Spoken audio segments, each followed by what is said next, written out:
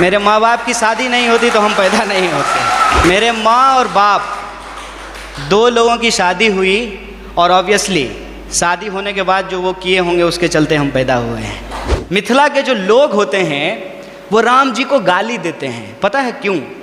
क्योंकि मिथिला राम जी का ससुराल है। Mr. Kanhaiya Kumar. Hello. Jai Shri Ram. I want you to at least say once Jai Hind, if you please. If you please can say Jai Hind once. देखिए, एक तो आपने जय श्री राम कहा है, लेकिन हमारे यहाँ लोग सीताराम बोलते हैं। हाँ।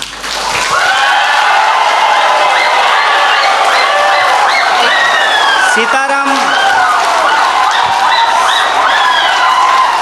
Excuse me. आप लोग सीताराम भी बोलो, ये लोग इन खिलाफ जिंदाबाद बोलेगा, पर मेरा एक ही क्वेश्चन है आपके पास। Dear sir, a few minutes before you have मैं आपके दूसरे सवाल का जवाब दे देता हूँ। नहीं, मुझे नहीं चाहिए आपका जवाब। ये सीताराम जय श्री राम का कोई फर्क कोई पड़ता है तो मेरा जवाब की जवाब नहीं। And one small question, sir. You were saying about emotional politics. Regarding people thinking emotionally you are strong, so emotionally masses control. Yes, sir, we are emotional people. Why don't you stand for one nation? Why don't you stand for one student power? Why don't you represent one? Why don't you represent one India? Why don't you represent one unity? आपका जो सवाल है कि आप एक का समर्थन क्यों नहीं करते हैं, देखिए बात यह है कि मेरी पैदाइश ही दो लोगों के मिलने से हुई है। मेरे माँ बाप की शादी नहीं होती तो हम पैदा नहीं होते। मेरे माँ और बाप दो लोगों की शादी हुई और ऑब्वियसली शादी होने के बाद जो वो किए होंगे उसके चलते हम पैदा हुए हैं, तो उसमें दो लोग मिले हैं। रही बात कि वन नेशन का क्यों नहीं सपोर्ट करते हैं, तो नेशन तो वन ही है, भारत एक है, इसमें कोई डाउट नहीं है। लेकिन इस एक भारत को रिप्रेजेंट करने वाला जो एक संविधान है उसमें 300 से ज़्यादा आर्टिकल हैं, मोर देन 300 आर्टिकल्स हैं उस एक कॉन्स्टिट्यूशन में। और जो आप कह रहे हैं कि वन नेशन, उस वन नेशन को रिप्रेजेंट करने के लिए जो एक पार्लियामेंट है उसमें भी दो सदन हैं, लोकसभा और राज्यसभा, और उसमें से जो चुन करके लोग जाते हैं उसमें भी कोई एक लोग नहीं जाते हैं, उसमें 545 मेंबर्स जा कर के पहुँचते हैं। तो हमारा जो वननेस है वो वननेस एक्चुअली डाइवर्सिटी को रिप्रेजेंट करता है, उसमें डाइवर्सिटी है। और आपने जो सवाल पूछा जय श्री राम, जय श्री राम आप बोलिए, ये आपकी आज़ादी है, आप जय श्री राम बोलिए, जय हनुमान बोलिए, आपको जो बोलना है बोलिए, क्योंकि इस बात को बोलने की इजाज़त हमको हमारा संविधान देता है। इसीलिए मैं आपसे ये आग्रह करूँगा कि आप कभी कभी उस संविधान की भी जय बोलिए जो आपको बोलने की आज़ादी देता है। और रही बात मेरी, तो मैं आपको बता दूं, मेरा तो जन्म ही मिथिला में हुआ है। मेरा जो घर है वो घर जिस डिस्ट्रिक्ट से मैं आता हूँ उसका नाम बेगूसराय है और वो मिथिला में होता है। अगर आप मेरे यहाँ आएंगे तो आपको बड़ी आश्चर्य लगेगी।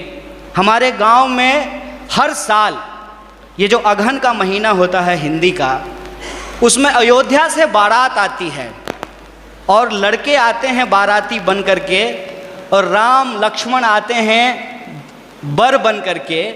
और हमारे गांव में राम जानकी मंदिर है जहां पे हर साल राम विवाह होता है। और मैं मज़ेदार बात आपको बताता हूं, मिथिला के जो लोग होते हैं वो राम जी को गाली देते हैं, पता है क्यों? क्योंकि मिथिला राम जी का ससुराल है और इस लिहाज से वो राम जी को मजाक करते हैं। हमारी संस्कृति में जब शादी ब्याह होता है तो जो बारात आती है तो बारातियों को सारातियों के द्वारा गालियां सुनाई जाती है, उनको गालियां दिया जाता है। जब आप हमारे यहाँ आएंगे तो आपको बड़ा आश्चर्य लगेगा कि राम जो भगवान हैं उनको स्वागत में लोग गालियां दे रहे हैं। ये हमारा ट्रेडिशन है। और हम जिस संस्कृति जिस कल्चर में पले बढ़े हैं वहाँ कभी भी किसी भी भगवान को अकेले नहीं याद किया जाता है। आपने कहा ना वननेस, उनको अकेले नहीं याद किया जाता है। हमेशा राम को सीता के साथ और राधा को कृष्ण के साथ याद किया जाता है। ये हमारी परंपरा रही है। ये बड़ी आश्चर्य की बात है कि आप यूथ हैं और जो है मैं तो पीएचडी कर लिया और मैं उम्मीद करता हूं कि आप भी पीएचडी कर पाएं। और अगर आप पीएचडी करें तो मेरा आपसे ये आग्रह होगा कि आप इस देश में जितने रामायण लिखे गए हैं कम से कम उन रामायणों पे ही आप पीएचडी कर लीजिए।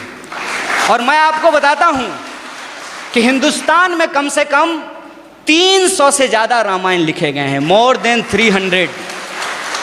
और मैं एक बार हिमाचल गया था। हिमाचल में त्रिलोकनाथ की मंदिर है। मैं आपको कहता हूं इस देश को घूमिए।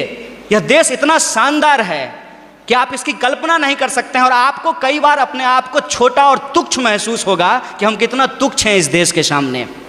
जब आप त्रिलोकनाथ मंदिर जाएंगे तो त्रिलोकनाथ मंदिर में भगवान बुद्ध की मूर्ति है और भगवान बुद्ध की मूर्ति के ऊपर भगवान शिव का मूर्ति बनाया गया है, सर के ऊपर बनाया गया है। और उस मंदिर में पहले हिंदू साधु आते हैं जो प्रार्थना करते हैं, उसके बाद बुद्धिस्ट मोंक आते हैं जो वहाँ जा कर के परिक्रमा करते हैं। ये हिंदुस्तान की खासियत है। ये हिंदुस्तान की खासियत है कि वहाँ जो लाहौल, मैं उस ज़िले की बात कर रहा हूँ और मैं फैक्चुअली अगर गलत होऊंगा तो आप मुझे करेक्ट कीजिएगा।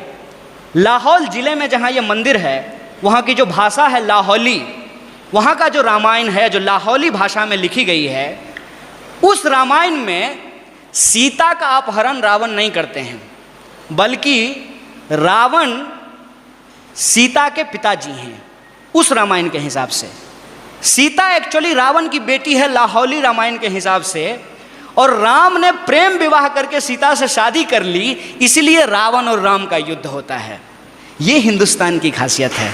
देखिए, आई डोंट नो कि आपको किसने और क्यों दिमाग में इन चीज़ों को डाला है, लेकिन मैं आपको कहता हूँ कि इस देश में जो लोग पैदा हुए हैं उनके लिए इससे ज़्यादा गौरव की बात नहीं हो सकती है। अगर आप हिमाचल जाएंगे तो आपको महसूस होगा कि आप स्विट्ज़रलैंड में हैं, और अगर आप मैंगलोर और गोवा के बीच पे सोएंगे तो आपको लगेगा जैसे मियामी के बीच पे लेटे हुए हैं। अगर आप इस देश के मैदानों में घूमेंगे तो आपको लगेगा कि ये अमेरिका के उस ग्रीन मैदान से भी ज़्यादा बड़ा मैदान है। अगर आप दक्षिण के पठारों में घूमेंगे तो इसकी अपनी एक खास बात है। अगर आप छोटा नागपुर के पठारों में घूमेंगे तो वह खनिज संसाधनों से भरा हुआ है। मैं आपसे यही कहना चाहता हूँ, आपका देश आपका है, जैसे आपकी माँ आपकी है, और आप अपनी माँ से यदि प्यार करते हैं तो ये आपका निजी मामला है। लेकिन जब आप रोड पे चल रहे हों, कोई आए कोई भी रंग का झंडा लेकर के और कोई भी नारा लगा करके, चाहे वो इनकलाब जिंदाबाद बोले या जय श्री राम बोले, वो नारा लगा करके, वो झंडा दिखा करके आपसे कहे कि तुम अपनी माँ से प्यार करते हो, जरा करके दिखाओ, तो आपका क्या जवाब होगा? यह देश हमारा है, इस देश से हम प्यार करते हैं, और हमारे लिए इस बात को याद कीजिएगा, हमारे